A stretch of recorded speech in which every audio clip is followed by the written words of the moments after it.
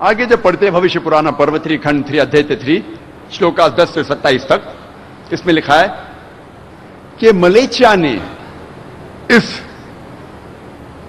जमीन को खराब कर चुके एक शख्स मैंने भेजा था जो गलत लोग को सीधी राह लेके आया, लेकिन अभी दुश्मन ने एक बड़े दुश्मन को भेजा है।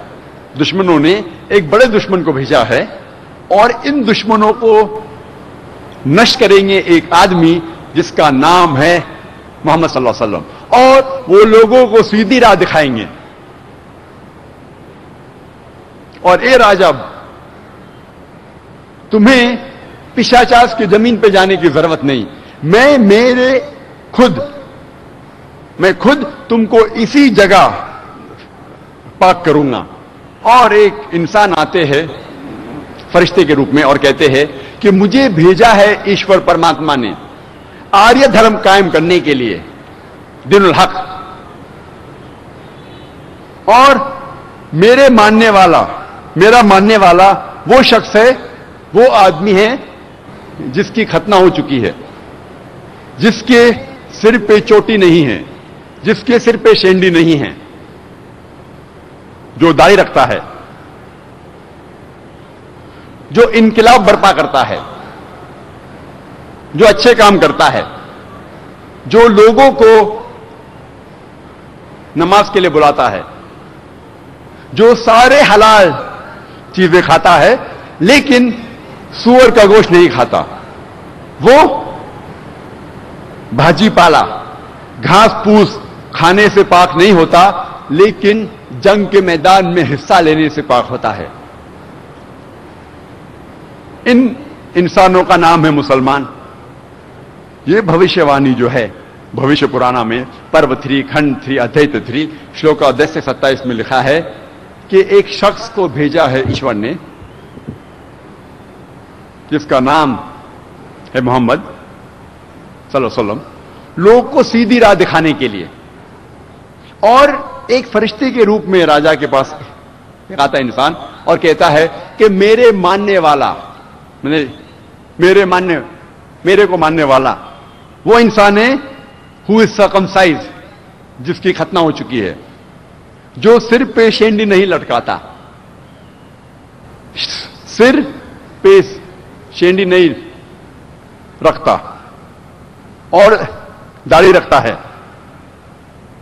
और इनकलाब बर्पा करता है और लोगों में इंसानियत में अमन फैलाता है और लोगों को नमाज के लिए बुलाता है, जिसे हम कहते हैं आजान, और सारे हलाल चीज खाता है लेकिन खंजीर का गोश्त, सूअर का गोश्त नहीं खाता।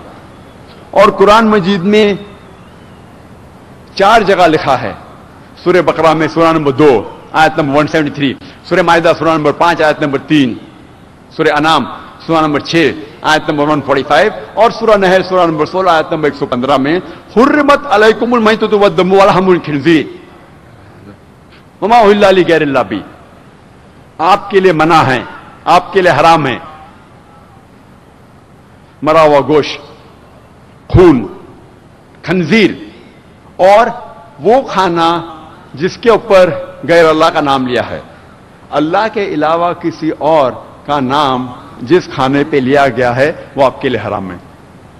4 जगह कुरान में साफ लिखा है कि सूअर का गोश्त खाना हराम है। और ये लोग घास फूस, हर्ब्स, श्रब्स, भाजी पाला खा के पाक नहीं होंगे लेकिन जंग के मैदान में हिस्सा लेके, और इन लोगों का नाम है मुसलमान। ये भविष्यवाणी साफ तौर पे जिक्र कर रही है मोहम्मद सल्लल्लाहु अलैहि वसल्लम के बारे में।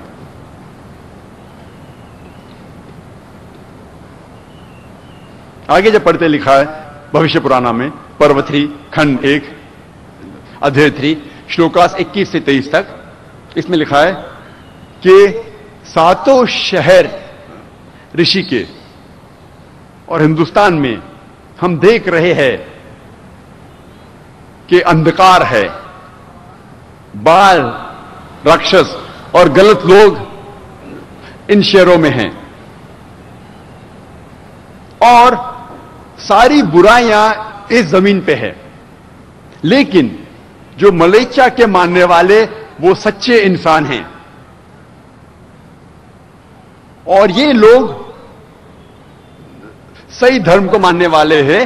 یا رشی آپ ان لوگوں کی تعریف کرو، اس میں بھی بھوشیہ وانی ہے محمد صلی اللہ علیہ وسلم کے بارے میں۔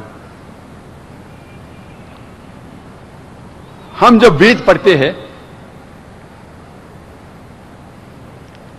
وید میں کئی جگہ محمد صلی اللہ علیہ وسلم کا ذکر ہے۔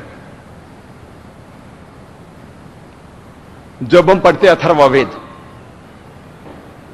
کتاب نمبر 20 ہم نمبر 127 منتر نمبر 14 میں اسے کہتے کنٹپ سکتا۔ کنٹپ کے ایک معنی ہے کہ مشکلات کو دور کرنا،